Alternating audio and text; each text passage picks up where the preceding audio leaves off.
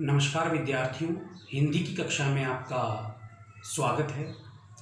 प्रारंभ की वीडियो में हमारा जो टॉपिक था वो क्रिया था। आज उसी टॉपिक को लेकर आगे हम बढ़ते हैं और आज हम अकर्मक और सकर्मक के जो भेद हैं उनका अध्ययन करेंगे और उनको विस्तार से समझेंगे। देखिए, कर्म के आधार पर मैंने बताया था आपको, कर्म के आधार पर क्रिया के दो भेद बताए थे मैंने आपको। कौन कौन से थे वो? पहला था अकर्मक, दूसरा है आपका सकर्मक। दूसरा क्या है? सकर्मक। दूसरा क्या है? सकर्मक। कर्म के आधार पर क्रिया के दो भेद होते हैं, अकर्मक और सकर्मक।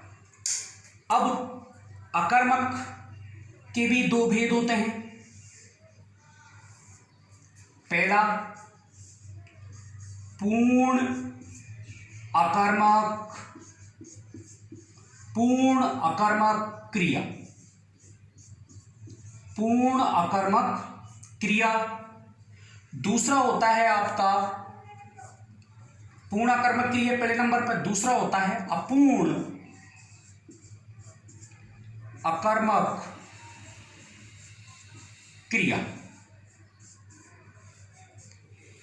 अकर्मक के दो भेद होते हैं, पहला है पूर्ण अकर्मक क्रिया, दूसरा है अपूर्ण अकर्मक क्रिया। उसी प्रकार सकर्मक के भी दो भेद होते हैं। पहला होता है एक कर्मक क्रिया। पहले नंबर पे आता है आपके सकर्मक के पहला भेद है एक कर्मक क्रिया और दूसरे नंबर पे आता है आपके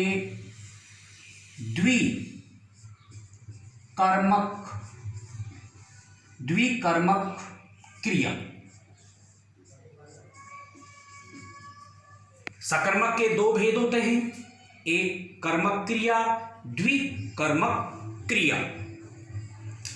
अब इसका हम अकर्मक के जो दो भेद हैं, पूर्ण अकर्मक क्रिया और अपूर्ण अकर्मक क्रिया, उसी प्रकार सकर्मक के भी दो भेद हैं, एक कर्मक क्रिया और द्विकर्मक क्रिया। अब इसका हम विस्तार पूर्वक अध्ययन करेंगे, इनकी परिभाषा और उदाहरण को देखेंगे। देखिए,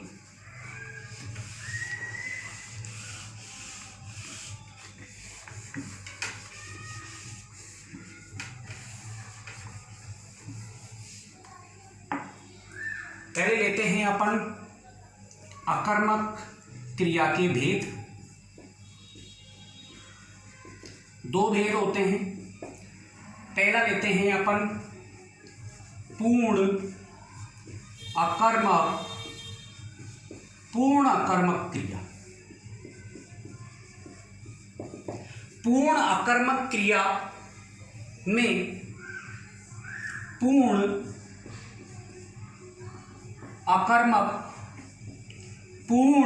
अकर्मक क्रिया में वाक्य, पूर्ण अकर्मक क्रिया में वाक्य का अर्थ स्पष्ट करने के लिए संज्ञा या विशेषण की आवश्यकता नहीं होती है। किसकी आवश्यकता नहीं होती है? संज्ञा और विशेषण की आवश्यकता नहीं होती है। यानी पूर्ण अकर्मक क्रिया में वाक्य का अर्थ स्पष्ट करने के लिए संज्ञा या विशेषण की आवश्यकता नहीं होती है। इन शब्दों की आवश्यकता नहीं होती है। इस कारण से ये पूर्ण अकर्मक क्रिया होती है। अब इसके भी पूर्ण अकर्मक क्रिया की ये तो हो गई परिभाषा आपकी। क्या हुई पूर्ण अकर्मक क्रिया की परिभाषा? क्या परिभाषा? पूर्ण अकर्मक क्रिया में वाक्य का अर्थ स्पष्ट करने के लिए संज्ञा या विशेषण शब्दों की आवश्यकता नहीं होती है। जैसे मोर नाचता है, मोर नाचता है। नरेश मैदान में दौड़ रहा है, नदी बह रही है, नदी बह रही है। क्या नदी बह रही है। बालक रो रहा है, पक्षी आकाश में उड़ रहे हैं। ये पूर्ण अकर्मक क्रिया के उदाहरण हैं। देखिए अब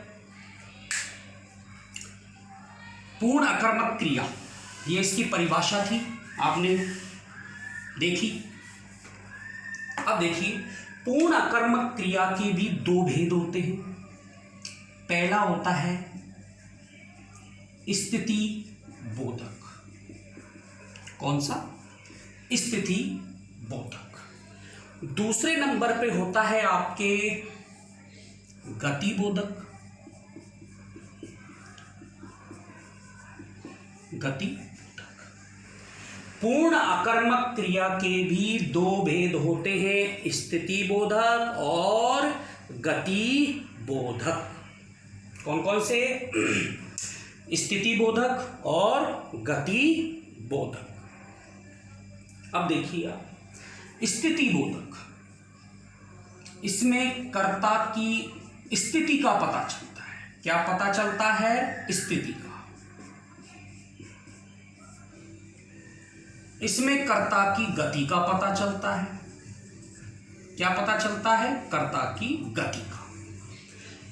अब देखिए, अब थोड़ा सा हमको ये देखना है कि कर्ता की स्थिति और गति, इसमें थोड़ा सा आप उनको ध्यान रखने वाली बात ये है। अब उसको उदाहरण के माध्यम से मैं समझाऊंगा। देखिए, मोर नाचता है, मोर नाचता है। अब देखिए यहां पर कर्ता की स्थिति दिखाई दे रही है। क्या दिखाई दे रही है? कर्ता की स्थिति। इस कारण से यह कौन सी क्रिया हो गई? स्थिति बोधक। कौन सी? स्थिति बोधक। मोर नाचता है, नहीं, नाच कौन रहा है? मोर, यानी कर्ता। यानी यहां पर कर्ता की स्थिति का पता चलता है। इस कारण से यह कौन सी क्रिया होती है? कौन सी होती है? स्थिति बोधक क्रिया की श्रेणी में आती है। देखिए और उदाहरण हो,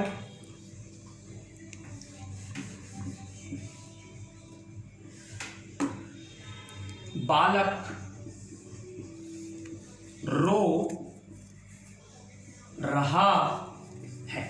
बालक रो रहा है, बालक रो रहा है। क्या कर रहा है? बालक रो रहा है, यानी कर्ता की स्थिति को बता रही। तो ये किस श्रेणी में आएगा? स्थिति बोधक की श्रेणी में आएगा।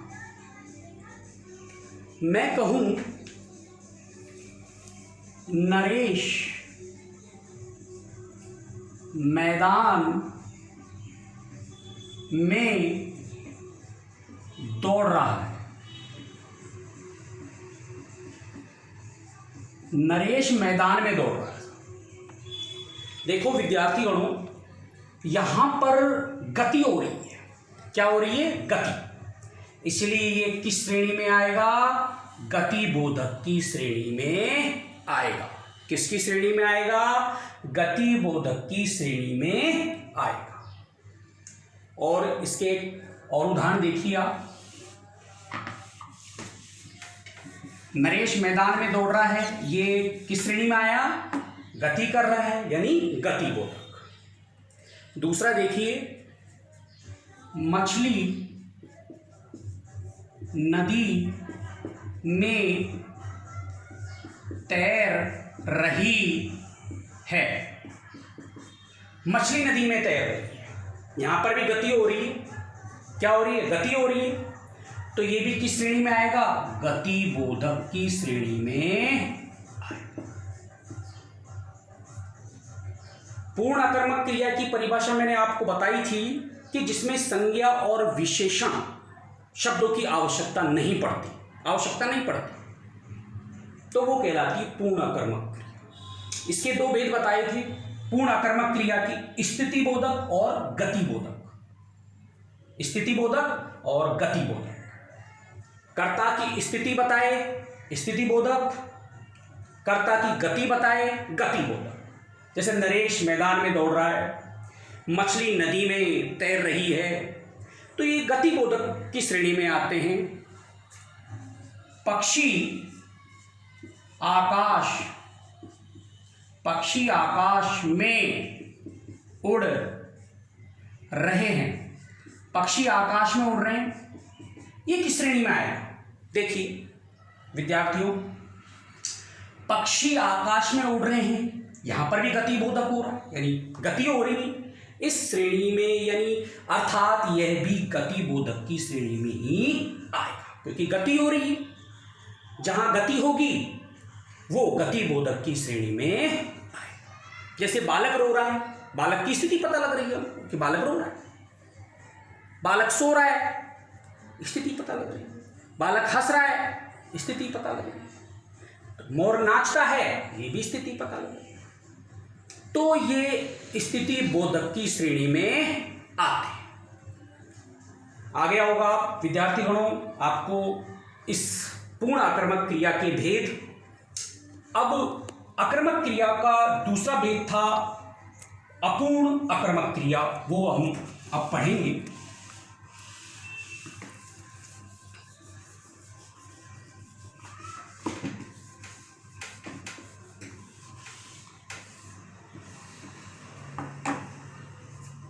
अपूर्ण आकर्मक क्रिया, अपूर्ण आकर्मक क्रिया, अपूर्ण आकर्मक क्रिया। अब देखिए, अर्थ स्पष्ट करने के लिए, अर्थ स्पष्ट करने के लिए